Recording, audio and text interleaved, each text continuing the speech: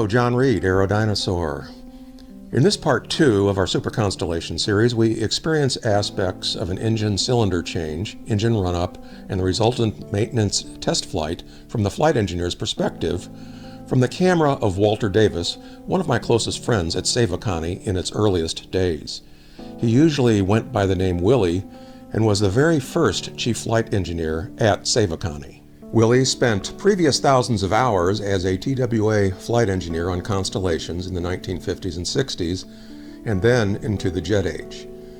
He frequently sat down with me to teach me a lot about the intricacies, details, and challenges of flying a heavy 4-engine piston propliner.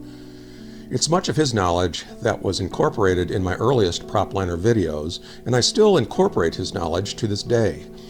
In 1992, he kindly gave me permission to utilize all or part of the footage you are about to see in any of my video productions, some of which I had featured almost 30 years ago. I have no way of knowing where the original master footage is, or even if it still exists. That said, I think it's important that Willie's personal Save A Connie story, along with his exceptional and unselfish character, wit, and enthusiasm, be showcased here. It would almost be a disservice not to do so. Since R3350 cylinder change activities are such a big part of this feature, we start with my personal tour of my own Curtiss-Wright R3350 cylinder jug, while comparing it directly with its contemporaries, my Pratt & Whitney R4360 and R2800 cylinders. This will include a small sample of the applications of these engines. This will also serve as a preview for my planned future action-oriented productions, including a poor man's hangar tour and heavy piston engine ground school. There, we plan to bring to life in much greater technical engine and aircraft detail than we have with earlier AeroDinosaur productions, including such topics as compression ratio, fuel octane and performance number, brake mean effective pressure, second order vibration dampening, high versus low tension ignition, 3 versus 4 bladed propellers, and so forth. You might ask, why do I focus so much on aero engines? That's a good question, but it's because an aircraft is no better than the engine or engines mounted on it. Airplane performance and capability is absolutely and unequivocally zero without a reliable engine, making the unseen and overlooked engine as important as the airframe itself. One of my many heroes is Mr. Graham White, who founded the Aircraft Engine Historical Society years ago, and its former quarterly periodical Torque Meter. I must give Mr. White credit as being one of the very first to have brought this engine-airframe relationship to life for the historical aviation community. Nobody knows more technical details about the full range of heavy piston warbird and propliner engines and their evolutions than him. And yes, he can even tear them down, fix them, and put them together and get them running, very much unlike myself. As we jump into my initial cylinder discussion, keep in mind that the big, archaic radial piston engines once dominated every conceivable large aircraft application, virtually overdeveloped out of necessity, and bridging the world through the early post-war era while waiting for the jets. We couldn't have known any better until the jet engine came along at just how clumsy this heavy piston technology was compared to the infinitely more efficient turbine technology, just the same as those archaic landlines of the very recent past were trampled by smartphones. So, let's get started. Good day, this is John Reed at AeroDinosaur. What you're looking at here is the rear cylinder of an R3350 turbo compound engine. Starting with this because much of today's presentation is going to focus on a cylinder change and activities surrounding it, not actually tightening the bolts or anything, but you'll look at kind of the activities around it. Save A Connie gave me this cylinder back in 1987 and all the accessories that went with it. It's a forged and cut cylinder, one of the more advanced ones used on the later BD engines, CA and CB engines, as well as the turbo compound. in slightly different variations, but pretty much the same cylinder.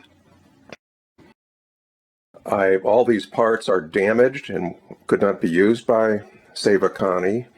The cylinder had a crack between the spark plug port and either the exhaust or the intake port. When that happens on one of these cylinders, you cannot use it or fix it. So that's why I got the cylinder, and everything else had certain defects on it that could not be used on Star of America, so they gave me those. Interestingly, what you're going to see here is a transformer coil on the later low-tension ignitions that started appearing on aircraft so that they would have better high-altitude engine operation characteristics. We'll discuss that at some point in a later tape. And then the two spark plug leads, one here and one leading to the other side. All aircraft piston engines had, for redundancy and for complete combustion, had two spark plugs per cylinder. This cylinder has a bore of 6.125 inches, and I think a stroke of something like 6.3 or something, I don't remember. It's got 186 cubic inches in this one cylinder. You'll notice these are the intake ports here. You notice these bleed bolts here, those which suggests that this intake port was used in some of the lower cylinders where you might have to drain some oil. So anyway, that's we're going to change a front cylinder in this show today, but I do have a rear cylinder, so I thought I might show that to you. And then half of a piston that they cut in half at Save A Connie for some reason that obviously couldn't be used, so they gave that to me as well. A manifold pressure gauge, and actually a cylinder jug that's basically identical to the ones I'm showing you, or the ones I'll be showing you, and this R3350 used on my F6F Hellcat radio-controlled airplane. This cylinder also cracked like the big ones, and so I had a replacement cylinder, and I'm still flying that, but this is off of a Sato 120, which burns nitromethane, but it's the same cylinder design and everything like that that you'd find in these big guys. Over here we've got an R4360 cylinder. It's different than what you're finding on, say, on the R2800s or the R3350s, in that the R4360 as we can get in here, there's a picture of one, has 4 rows, so there's no way to have a forward and a rear cylinder in that type of arrangement. So all these are interchangeable, and basically, so it doesn't matter what cylinder position it is, you can use this one cylinder. You can also reverse the orientation of the cylinder on the engine so that you can go to, say, a pusher configuration on a B36, what we have right over here. The R4360 engine core was much more powerful than the R3350. The R3350 could develop 2,800 horsepower maximum out of the core with 18 of these. The R4360 could develop normally up to 3,800 horsepower out of 28 cylinders. It is a smaller cylinder than the R3350 cylinder. It has a bore of 5.75 inches and I believe a stroke of about 6 inches, and it's got 156 cubic inches per cylinder versus the 186 in the R3350. Later R3350s, however, developed the same power as the R4360 through the use of turbo compounding, which you can see in my previous part 1 of this series, where we talk a lot about the turbo compounding. So the turbo compounding through use of exhaust gas velocity boosted the power of this engine so that it could equal that of an R4360. The 3350 was used on a wide variety of aircraft, obviously the Constellation that we're going to be talking about today, and It was also used on, the DC-7, first used in the Neptune, P-2V-7 Neptune Navy patrol bomber in 1950, and the P-5M Marlin, also a patrol bomber, Navy patrol bomber, but it was a seaplane. That they retired those early because it became hard to maintain those. They had to use special ships that they'd have to haul them on board to maintain those Marlins. My uncle flew them. Actually, here's a Marlin right here, in case you've never seen one before. My uncle flew these, chasing submarines, Russian submarines off the East Coast in the early 50s. He was actually the second pilot in the Navy to fly this plane. There were two of them flying in an earlier version of what you see here. There were two of them flying. One of them crashed, and my uncle failed to call my grandmother to tell her that he wasn't the one that crashed. They had all fatalities in that crash, and he just assumed my grandmother would know that that wasn't him. But it drove her nuts until he called her. So the R-4360 you're going to find in aircraft for airliners, aircraft like the Boeing B-377 Stratocruiser, which if you like airliners and propliners, you probably know what that is. In the military version, the C-97 and KC-97 tanker, the C-74 Globemaster, and the follow-on larger capacity C-124 also used this engine. We're going to talk a lot more about these cylinders and kind of bring them to life in a engine ground school project that I'm going to do for you all. And so right now we're not bringing it to life, but we're going to go into this in a lot more detail. Then we're going to just buzz over here. And these are some R2800 cylinders. They are the same bore and stroke as the R-4360, 156 cubic inches apiece. I've got a forward and a rear cylinder here. My rear cylinder's got some actual valves and rocker boxes in it. And then I've got a full piston. They powered the DC-6, the R2800 C series DC-6, the Convair 243, 44, 40s, the Martin 404s.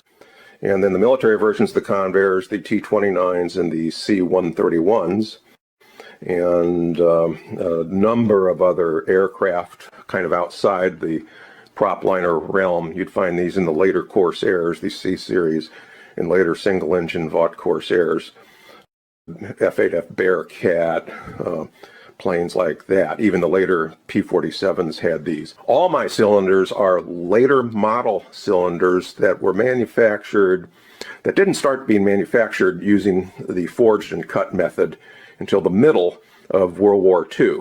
And then after that, all of them were forged and cut cylinders. So that's kind of where we're going to start. In our movie today, my good friend, God bless him. I don't know where he is. I've lost track of him. He would be in his 90s if he's still around. I don't know if he's still around. I've lost track of him a long time ago. He gave me the rights to use these film clips in any way I ever wanted to use them back in 1992. So he's going to give you his perspective on the shall we say, the history of Save A Connie and some of the things going on at their headquarters in Kansas City in March 1990. That's where we'll start out, and then we'll get right back into the R3350 cylinder change, which is going to be the key part of this program. And then we're going to go on a test flight from the flight engineer's perspective. I don't know of any tapes out there or videos out there that fly a propliner from the engineer's perspective, but I think you will really appreciate how busy and hectic and nerve-wracking that job is. Twin-engine planes like the Convair did not need flight engineers, but four-engine planes did, because as you add engines, you have a geometric combination of problems that can crop up, and so you need one person dedicated to running the engines. So from the flight engineer's perspective, I think you'll find this Very, very interesting, and it might even have you exhausted after you're done watching it. Okay, this is the Super Constellation aircraft that has been restored by approximately 10 to 14 people over a period of 3 years. The airplane was left in the desert airport, Falcon Field, Arizona, which is close to Phoenix, and it sat there collecting dust and being robbed of parts and vandalism until finally the group of people got together to save the Connie. There were many airplanes that they looked at, but this particular airplane had the proper logbooks and paperwork and was selected to be our restored Constellation aircraft. You'll see that the aircraft is Save A Connie, and we are now taking a look at the full length of the aircraft here as the famous 3 tails on the back, right engines, hydromatic, full reversing, full feathering propellers, and has already, after 3 years, had its test hop, received its airworthiness certificate, and is now ready to attend some air shows.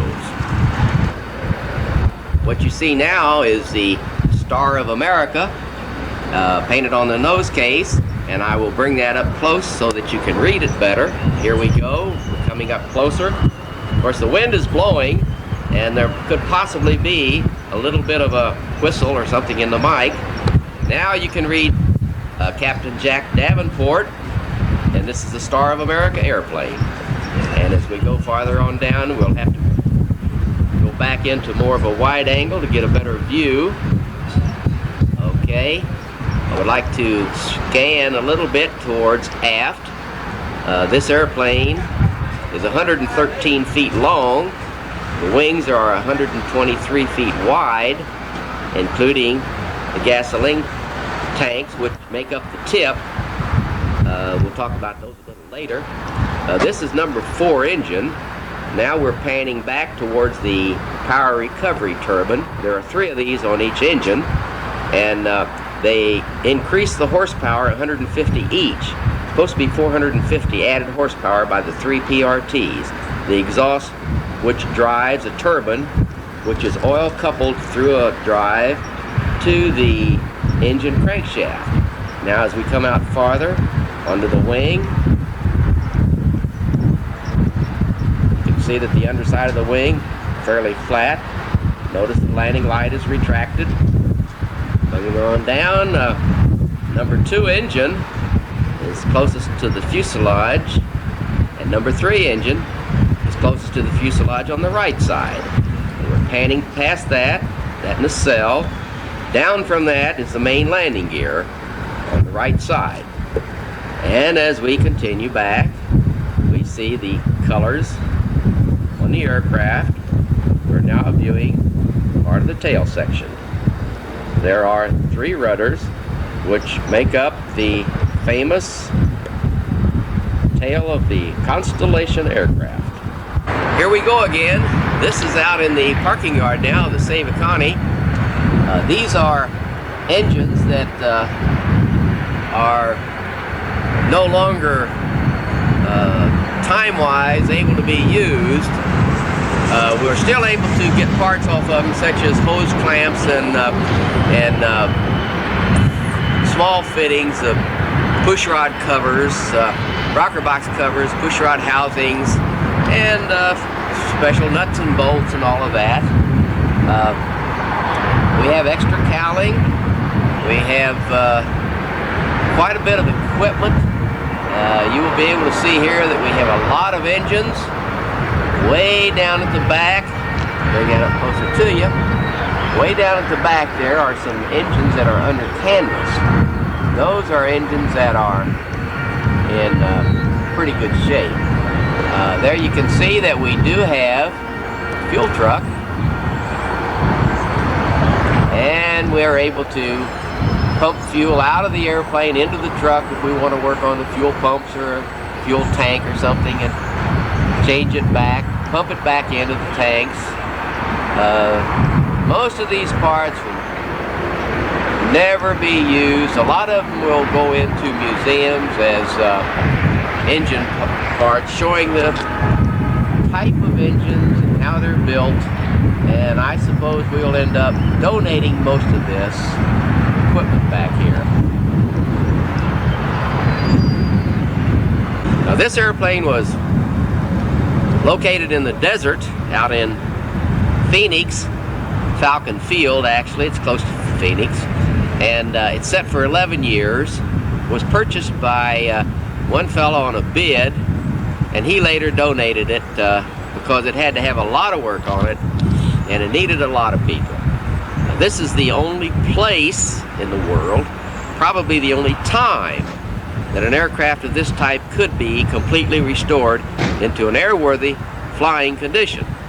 The reason is because the 12 to 14 mechanics that are doing the majority of the work, 3 years, have retired from TWA overhaul base or from the flight operations, and they're interested in the airplane, they know the airplane, and they're still active enough to work. In another 10 years, there won't be the desire of these people to do all this work, and the knowledge won't be here anymore. The new type aircraft, the jets, are so much different that it takes the mechanics that grew up with the airplane back from right after World War II up until the jets came along and more or less crowded this airplane out in about 1962, 63. They were just about finished, except for private individual companies using the airplanes for cargo to finish out the flying time that was still left in the engines and the fuselage. Ring is upside down, but we found it's right side up. And the beauty, look at that thing. Walter likes that. Now this item was on sale. These two go together. This fits this. This is the male, and this is called the female. And you put this into there. I understand that way. This is a cylinder. It's as brand new as you can find it. Look at that Hummer. Just look at it. You can't believe it. It's got oil on it, what's like it's supposed to. It's been rebuilt, refurbished, redone, and we got this on sale for $1,000. We're so lucky. And we're going to change number 10 cylinder on number 3 engine. See how it all works. And it's been all redone. It goes on, and the best part of the whole thing is Walter tells me, tag says it's been rebuilt, and we can do this. FAA will be pleased. We're pleased. Everybody's happy as they can get. And this is going to go on there, and Walter and Dutch Houston is going to put them on, they say. As soon as he's through playing with his camera. As he gets his camera finished and he gets all his dumb pictures going. So this is our Hummer, and this is going to be the only brand new cylinder on this whole machine. And we're very happy to have it. We hate to pay the bill. If anybody out there in the Disneyland or America has $1,000, we will take it. And we'll put your name on this thing. You'll be number 10. You want to be number 10? You'll be number 10. That'll go on the aircraft, and every time we land, we'll point to this, say, this is George McDougal gave us the money for this. For God's sakes, George, bring the money. All right? And this is it, guys. And the wrist pin, we got to get a new one. Oh, I hope I didn't ding that over. Yeah, our $1,000 cylinder now is $600 now. Oh, go on. We lost a little on the but you got $1,600 for the wrist pin. They're nice. You can take it home with you. Look at that thing. Yeah, just keep screwing with it. We'll need a new cylinder too. A little while. And the director of maintenance is complaining. He's bitching about this. This other stuff goes on there. We don't really put that in there. It's cardboard. But the stuff's in there to rebuild the whole thing. And this is going to get us on our way to flight, where we're going and making us a fortune, having a good time, doing funny movies, and this is going to be good. So thank you for coming, and bring your money.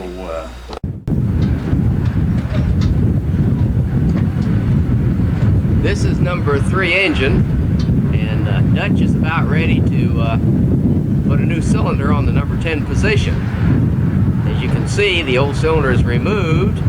There's the articulating rod sticking out, 2 pieces of aluminum on the sides to hold the rod steady while the piston is installed, and the cylinder is put on that part of it. This is a new cylinder and piston bought from California Overhaul Shop.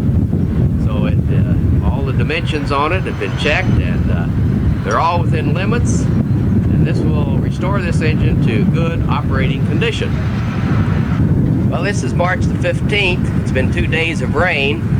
Dutch is back on the number 3 engine there, working on that number 10 cylinder on the bottom. We need to get that on, get a test flight on this airplane, so that we'll be able to make our trip. Just a minute here, I'll zoom up, see if I can get Dutch to turn around and give us a big smile. Hey, Dutch, turn around and give me a big smile. Hey, I like it. Okay. Anyway, that's the cylinder going on. I guess I better quit and go to work, or I'll be taken off of his crew, and I don't want to do that. So, for right now, goodbye. Good morning. Here we are this morning. It's been the 3 days since we started installing the cylinder on number 10 position, number 3 engine. Here you see the right hand fuel tank, and as we slowly pan around, you come around the 3-tailed famous land indication of the Constellation. See, outboard engine, Save A Connie, and there's our number 3 engine, and the cowling's down because we have to safety a few items yet. Okay, here we are in another position. I want to show you that beautiful cylinder that we put on. I guess you know it's the only brand new cylinder on the whole airplane. I'd like to bring that up so that we can see what it's going to look like. Hey, there. Look at that. Isn't that beautiful? See that 762? That's the number of the engine. That's a serial number. And it's painted on the outside of that front sump so that it's more readily readable anytime you want to check stuff. Hey, here we go. Look at that cylinder. Now I ask you, isn't that beautiful? Why? Okay, well, you've seen it. That's all you get. 48 inches would be.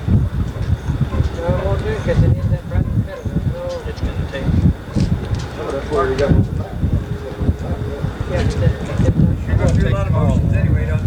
You're not going to believe this, but those guys up there are trying to get this thing started. All these aircraft mechanics, and they haven't been on the truck yet. They're out there ready to run the engine, can't get the power cart started.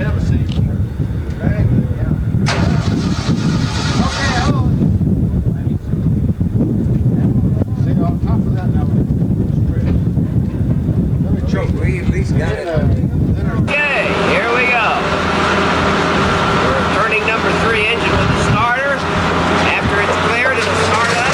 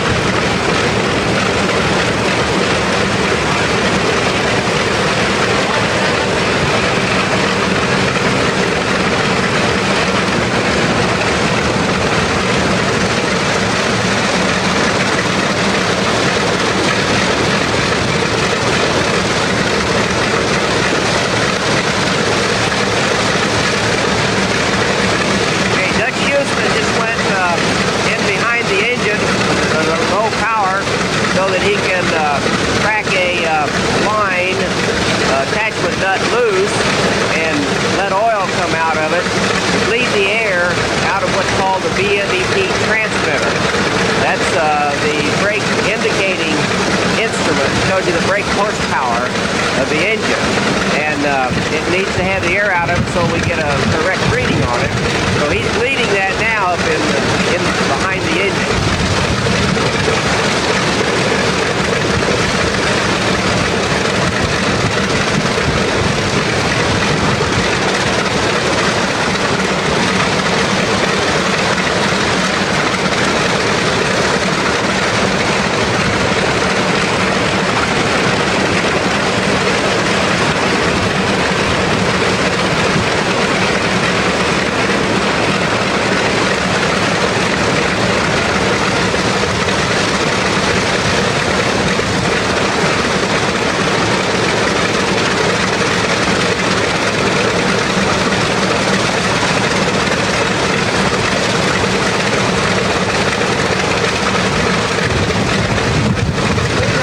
Okay, John Stark, you're on. It certainly is a pleasure to be here today, Walter. Well, I'm glad you're here. One of the high points in my retirement is the flight that we're about to take on the Save A Connie resurrection. Great. The test hop is for checking number 3 engine, the new cylinder it was put on, number 10 position on it. Need to check the coming out of reverse on number 2 engine, and check the takeoff RPM on number 1 engine, and oil consumption on number 3 engine. Why, there's nothing to check on number 4. Hey, that's great. Okay, John, how about a smile now?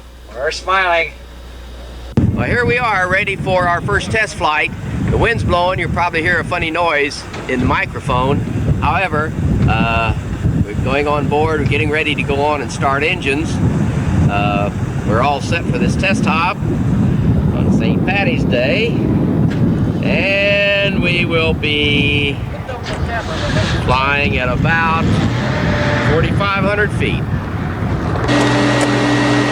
Okay, we're clear on number 3. It says the brakes are parked. I hope the hell they are. Number 3. And number 3A. Okay, clear to go. Are you ready? I'm turning 3.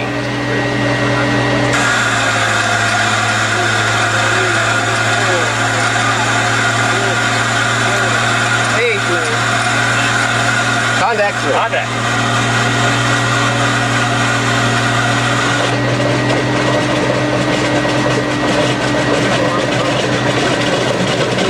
Did you turn the anti-collision lights on?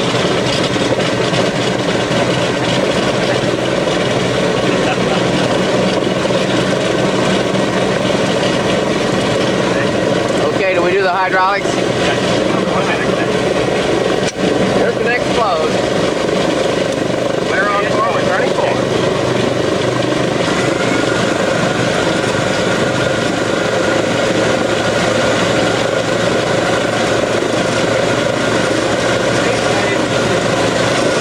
Contact 4. Contact 4.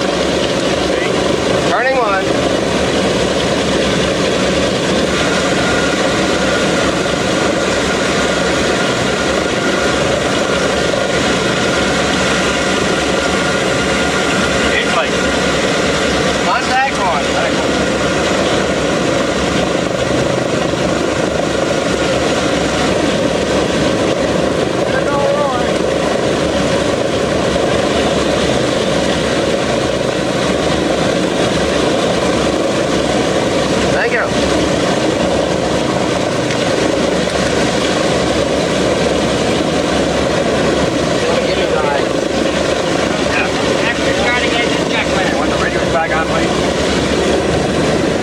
Blasters are on. Okay, can you get Brake and hydraulic system pressure. They are up over there. And up. Flight position, flap position, and shut off. Well, we haven't gotten to that yet. Still up. Beacon lights. They're on. Radio. They're on again. Transponder. Okay, well, you got it set, Standby. Okay, standby. Mr. Engineer. Yes, sir. Go. Crossover valve.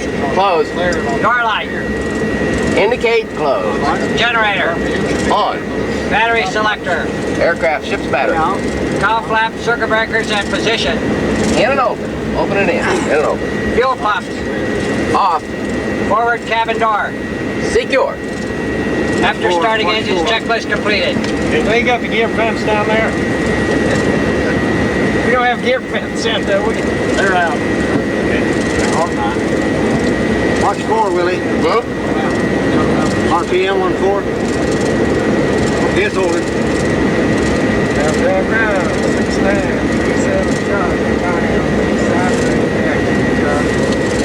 Out. What time is it?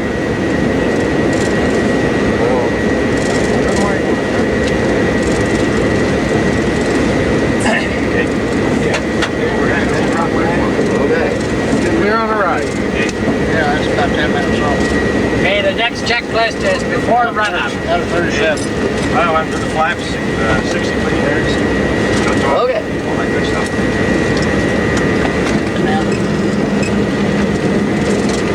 Damn hydraulic fluid. Look at that son How of much a bitch. fluid you got?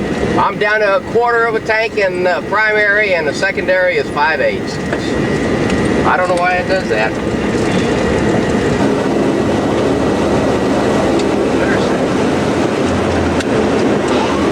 Okay, son. We don't use it. Right. B1 and B2. Okay, it's 94 to 108, okay? We need 40 Generators. degrees on that. That's okay. Generators are on. AC power. Checks. Engine run-up. Okay. Let's go up and check this. Check this blade switch, fellas.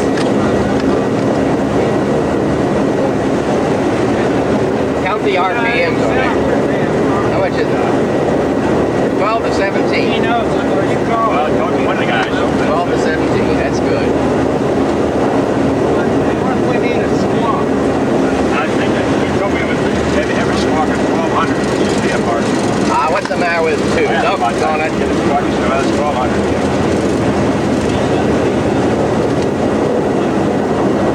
Shoot.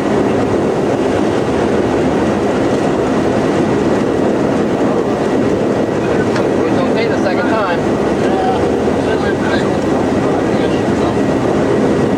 I gotta check number 2 engine again on that plate switch check. Plate switch. It's getting better. Okay.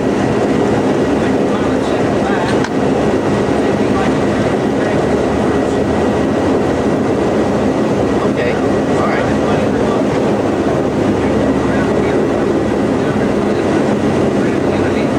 I'm just gonna run them one at a time. Is that all right for the 30-inch check?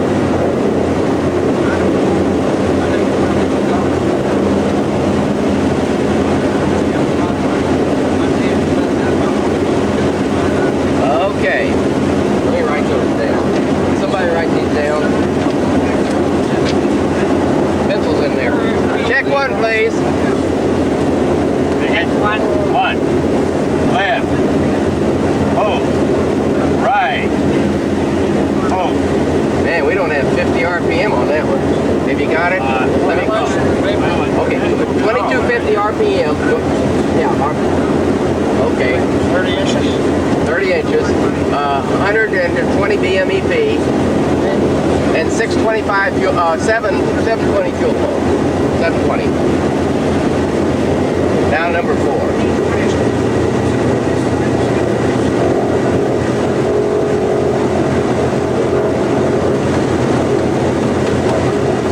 Okay. 2120. 90.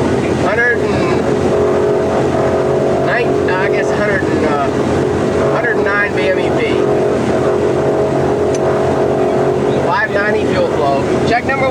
please. Number 4. Left. Hold. Right. Hold. 75. No problem there.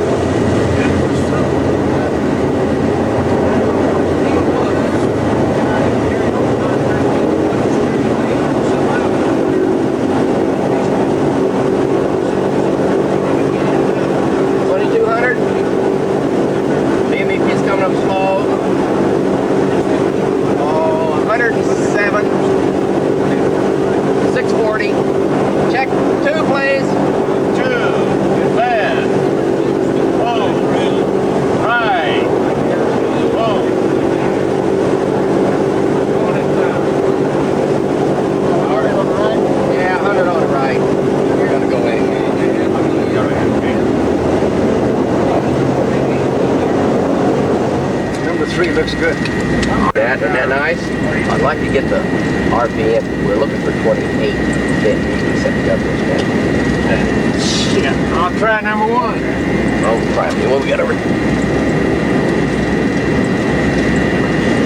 guess I'll have to do number 1. We got a flashing light on this thing. The battery. Battery. Might as well shut it off. No. Yeah, shut it off. 37 Level here. 50. Cabin fans and heaters. Off. Before takeoff, final. Aux boost. It's on. Transponder. It's on. Flight controls. They check. Carburetor air. Ram and cold. Fixtures. Full reg. Cow flaps. On 50 on the 40 on the roll, John. Hey, you guys ready? 35 on the roll. Yeah, we're all gonna- the cooler flaps. They're set. 50. Before takeoff checklist completed. Okay, here we go. It's funny down and yell out there. Ready, Harry? Yeah. What? Check the time. 50.